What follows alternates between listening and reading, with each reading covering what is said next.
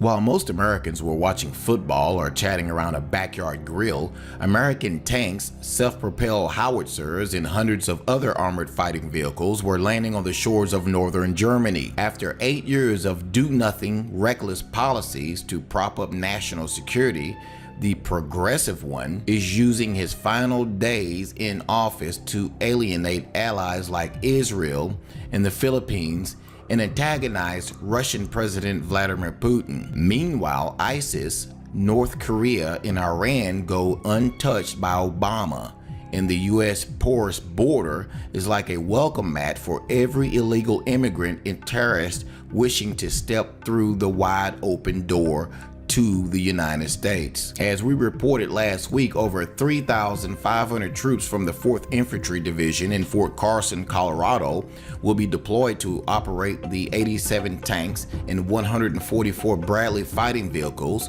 Joining the Armored Division will be a combat aviation battalion from Fort Drum, New York, and Fort Bliss, Texas, with 84 attack helicopters and an additional 2,200 soldiers for a total of 5,700 troops, all to be aligned in the countries along the Russian border. Like a weak, scrawny kid poking the biggest, strongest bully to a playground fight, Obama continues to antagonize Putin with sanctions over the alleged Russian hacking and has threatened military attack against the superpower. Putin, however, doesn't seem to be taking the bait, preferring to wait for the Trump administration to go fishing. Putin has constantly outsmarted weak and pathetic Obama diplomatically and militarily for years now. However, Putin, far more superior strategically than Obama, understands in 2 weeks he will not be facing a government leader who is weak and a panderer. President-elect Trump has been very clear with his Reagan-style message of peace through strength and will make the U.S. the strongest military might in the world. Both Trump and Putin know the real threats in the world: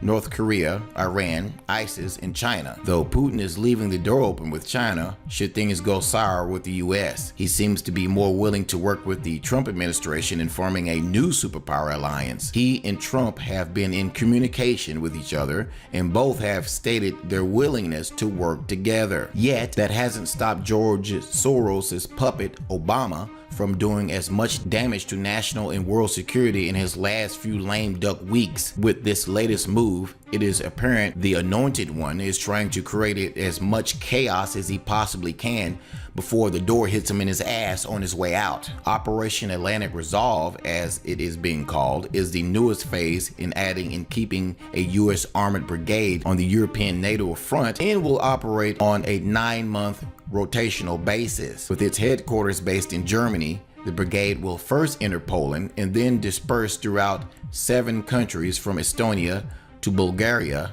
a military front much closer to the Kremlin in Moscow than was set up during the Cold War with the former USSR. What do you think? Will President Trump tone down some of the US rhetoric, or will he continue to send troops into Europe to antagonize Vladimir Putin? Leave your comments below this video. Thanks for watching.